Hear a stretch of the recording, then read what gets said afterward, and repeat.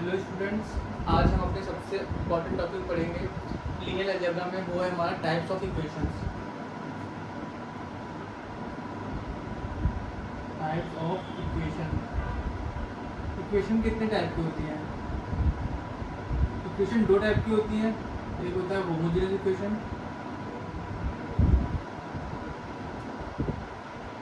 एक होता है नॉन होमोजेनियस इक्वेशन।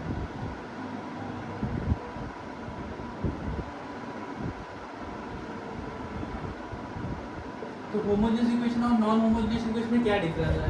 सबसे पहले हम लोग पढ़ेंगे होमोजेनियस इक्वेशन क्या होता है।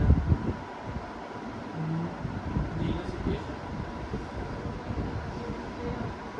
एग्जाम्पल समझेंगे। होमोजेनियस इक्वेशन क्या होता है, एग्जाम्पल लेते हैं। जैसे हम लोग लेते हैं x plus Y plus 3z बराबर 0, 2x plus Y plus 2z बराबर 0, 3x plus 2y plus z बराबर 0।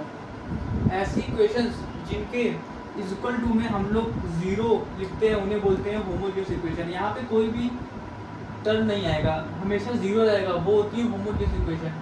इसको लिखने का एक और मेथड होता है ax बराबर 0। आपने बुक में देखा होगा, ऐसे लिखा हुआ होगा। तो यहाँ पे a किसको डिनोट करता है? x के कोफिशिएंट को, इसमें y के कोफिशिएंट को और z के कोफिशिएंट को a डिनोट करता है, जिसको हम लोग मैट्रिक्स के फॉर्म में लिखते हैं। तो a यहाँ पे क्या होगा हमारा देखते हैं। यहाँ पे जैसे x का कोफिशिएंट क्या है 1, इस वाले x का क्या है 2, इस वाले x का क्या है 3, वैसे इसमें y का क्या है 1, इस वाले y का क्या है 1, इधर y का क्या है 2। सेम ऐसे ही z में 3, इस z में 2 और यहाँ 1, ये हमारा a है।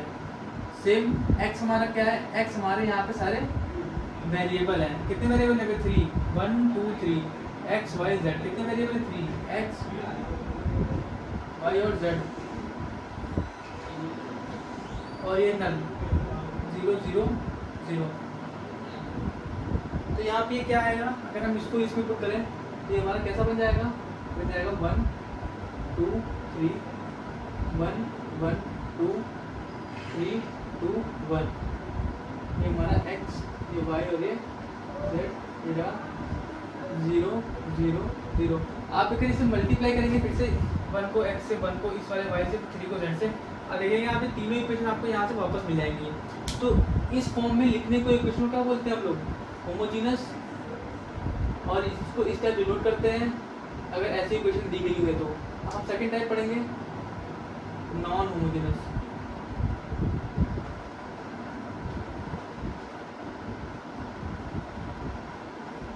नॉन होमोजेनियस में क्या होगा? अगर ऐसे एग्जांपल लेते हैं, लिखा है यहाँ पे x plus 3y plus 2z बराबर 1, यहाँ पे x plus 2y plus z बराबर 3, 3x plus 2y plus 3z बराबर -1। जिसके इक्वल टू में कुछ ना कुछ वैल्यू दी गई होगी, 0 नहीं होगा, उसे बोलेंगे नॉन होमोजेनियस इक्वेशन। इसको लिखने के लिए हम जैसे इसमें था ax equal to b, same यहाँ पे a क्या हो जाएगा? इन सब के कोफिशिएंट हो जाएंगे x और z के। यहाँ पे 1 1 3 3 2 2 2 1 3। x क्या हो जाएगा यहाँ पे? x y z। और यहाँ पे b क्या हो जाएगा? जो इक्वल टू के उस साइड लिखे हैं कुछ वेरिएबल्स, कांस्टेंट, सॉरी। ये देखिए ax इक्वल टू b, यहाँ पे a ये है, x x y z है और b ये है। आप सबसे पहले पढ़ेंगे नॉन होमोजेनियस इक्वेशन अपनी लीनियर अलजेब्रा में, बहुत इंपॉर्टेंट टॉपिक है यहाँ पे।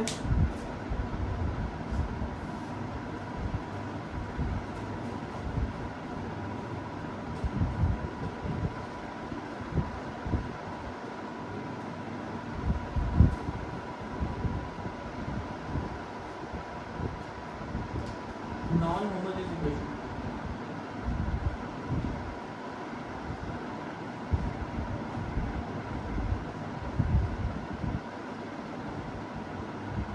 नॉन होमोजेनियस इक्वेशन है तो इसके सॉल्यूशंस भी होंगे। तो किसी भी इक्वेशंस के तीन टाइप के सॉल्यूशन होते हैं, एक होता है यूनिक सॉल्यूशन, एक होता है नो सॉल्यूशन और एक होता है इनफाइनाइट सॉल्यूशन। तो हमें इन तीनों सॉल्यूशन के बारे में स्टडी करनी है, वो भी दो मेथड्स हैं। पहला मेथड होगा हमारा रैंक मेथड, दूसरा मेथड होगा हमारा मैट्रिक्स मेथड। हमारे सिलेबस सबसे इंपॉर्टेंट है रैंक मेथड, तो हमें सबसे अच्छे से आना चाहिए रैंक मेथड। पेपर में हमें इसी क्वेश्चन देखने को मिलेंगे कि वो पूछेगा सॉल्यूशन कैसा है, यूनिक है, इनफाइनाइट है या नो सॉल्यूशन है, या सॉल्यूशन के जो है सॉल्यूशन एग्जिस्ट करते हैं कि नहीं करते हैं, ये सब पूछेगा। सबसे पहले हम लोग पढ़ेंगे, इसमें दो तरीके के मेथड पढ़ेंगे हम लोग। सबसे पहले एक मेथड पढ़ेंगे, वो हमें हमारा रैंक मेथड, जो कि बहुत इंपॉर्टेंट है। एक होता है मैट्रिक्स मेथड।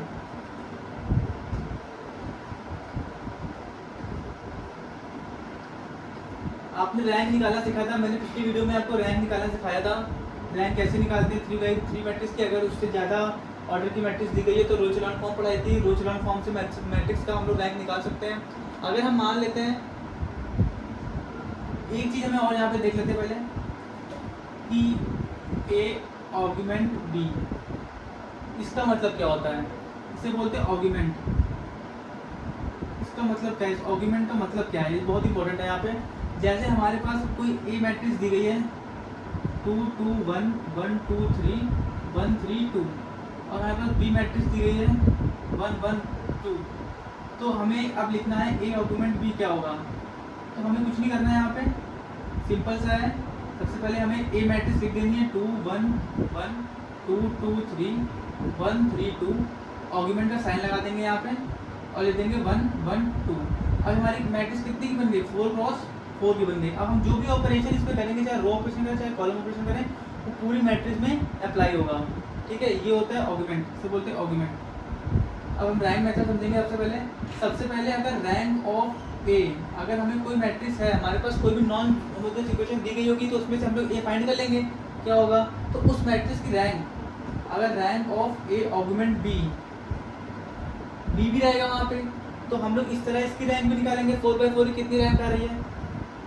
अगर वो नंबर ऑफ वेरिएबल के बराबर हो जाती है, इसके नंबर ऑफ वेरिएबल्स के बराबर, मतलब कि क्वेश्चंस में कितने वेरिएबल दिए गए हैं उसके बराबर हो जाती है, तो जब ये तीनों आपस में बराबर हो जाएंगे तो इस तरह के इक्वेशन के सॉल्यूशन को क्या बोलेंगे हम लोग? Unique solution. जैसे एग्जांपल लेते हैं हम, ऐसे रफ एग्जांपल समझाते हैं आपको। जैसे हमारे पास एक इक्वेशन दी गई है x + y + z बराबर 1, 2x + y + 2z बराबर 2, 3x + 3y + z बराबर 1। यहाँ पे a क्या हो जाएगा? यहाँ पे a हमारा हो जाएगा 1 1 1 2 1 2 3 3 1। b यहाँ पे क्या हो जाएगा? 1 2 1, और x यहाँ पे क्या हो जाएगा? x y z। अगर हमारे जो ये मैट्रिक्स ए दी गई है, अगर हम सपोज कर लेते हैं कि इसकी रैंक आई है ए की 3, ठीक है, और हमने यहाँ से ए आर्गुमेंट बी निकाला और उसकी रैंक क्या आई है? उसकी रैंक भी 3 आ गई सॉल्व करने के बाद। और नंबर ऑफ इसमें हमारे वेरिएबल कितने हैं? 1 2 3। नंबर ऑफ वेरिएबल भी कितने हैं? 3 है। तो ये देखिए आपस में तीनों इक्वल हो गया, तो हमारा एक सोल्यूशन कैसा आ जाएगा? यूनिक सॉल्यूशन आ जाएगा यहाँ पे हमारा। ठीक है, और नया एग्जांपल। अब अगला देखते हैं, अगला सॉल्यूशन क्या होगा। अब इनफाइनाइट सॉल्यूशन कंडीशन क्या होगी ये देखते हैं। दूसरा है हमारा, अगर हमारी rank of A equal to rank of A argument B के बराबर हो जाती है, पर लेस देन रहती है किससे? नंबर ऑफ वेरिएबल से। नंबर ऑफ वेरिएबल से क्या रहती है? कम रहती है। मान लेते हैं इसकी रैंक 2 आई, इसकी रैंक 2 आई, और वेरिएबल हमारे क्वेश्चन में एक ही दिया गया है, तो इस टाइप के सॉल्यूशन क्या बोलेंगे हम लोग? Infinite solution.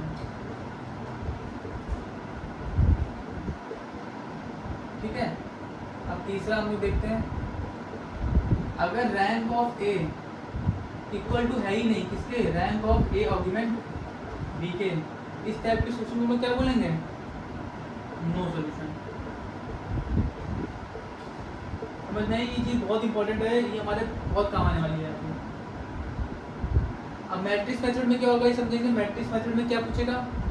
मानते हैं जैसे मैट्रिक्स मेथड दिया गया है हमें, अगर इसमें क्या होगा? अगर डिटरमिनेंट ऑफ ए, जो भी हमारा एक डेफिनेट है, वो अगर 0 के इक्वल हो गया, तो यहाँ पे सॉल्यूशन कैसे आएंगे? इनफाइनाइट।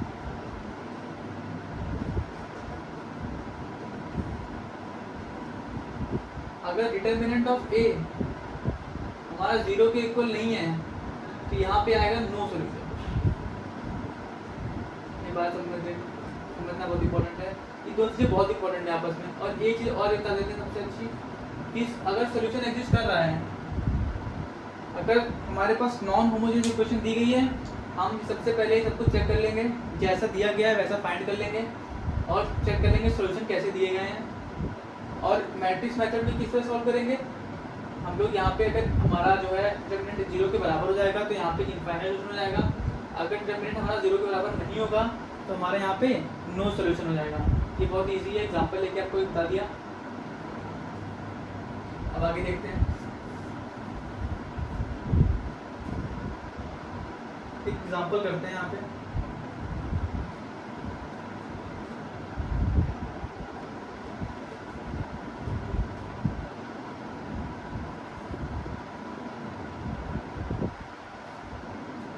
जैसे एग्जाम्पल लेते हैं, क्वेश्चन लेते हैं, लिखा है 2x + y + 3z = 1, x + y + z = 3, और यहाँ पे x + 2y + 2z = 9। ऐसा कुछ दिया गया हमारे पास। तो सबसे पहले हम यहाँ पे a फाइंड करेंगे। a हमारा क्या हो जाएगा 2 1 1 1 1 2 3 1 2। b यहाँ पे क्या हो जाएगा 1 3 और 9। x क्या हो जाएगा यहाँ पे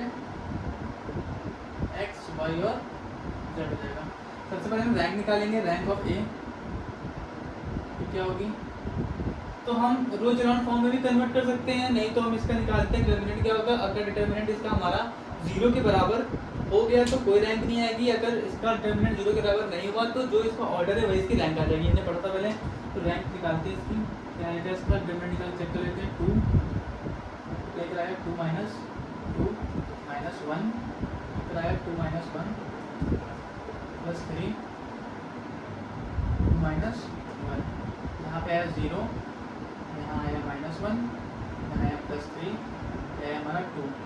हमारा जो डिटरमिनेंट ऑफ a है वो 0 के इक्वल नहीं है। इसका मतलब जो इसका ऑर्डर होगा वही इसका क्या हो जाएगा रैंक हो जाएगा। तो हमारे पास रैंक ऑफ a क्या आ गई 3 आ गई। अब निकालेंगे हम लोग rank of a argument b निकालेंगे। इसके लिए सबसे पहले हम लोग ये निकालेंगे, उसके लिए हम लोग मैट्रिक्स लिखेंगे। a ऑर्गुमेंट b लिख के देखते हैं क्या आ रहा है यहाँ पे 2 1 1 1 1 2 3 1 2 1 3 9। तो 4/4 की मैट्रिक्स हो गई। सबसे पहले हम लोग इसको रो एचेलॉन में कन्वर्ट कर लेते हैं जल्दी से। R2 में क्या करें, R1 में R1 माइनस R2 करते, क्योंकि हमें यहाँ 1 बनाना है कि 1 0 0 फिर इंक्रीजिंग ऑर्डर में बनाना है, lower triangular pattern of zeros. तब 0 यहाँ बनाना है, यहाँ बनाना है और यहाँ बनाना है। करते हैं इस स्टेप में हमारा 2 1 स्टेप में क्या है हमारा माइनस पर आया रोमन है रो2, तो आया यहाँ 1 यहाँ 0 यहाँ 2 यहाँ -2 और यहाँ से निकाल देंगे इसको ऐसे 1 2 9। अब इसमें ऑपरेशन लगाते हैं, यहाँ 0 करना है तो रो2 में रो2 माइनस रो1 करते हैं।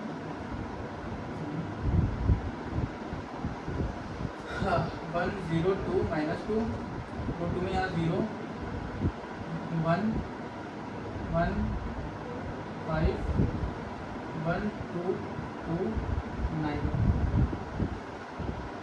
अब यहाँ 0 बनाना है तो रो3 में रो3 माइनस रो1 कर दें। यहाँ आ जाएगा 1 0 2 -2 0 1 1 5। यहाँ पे आ गया 0 2 0 और 11।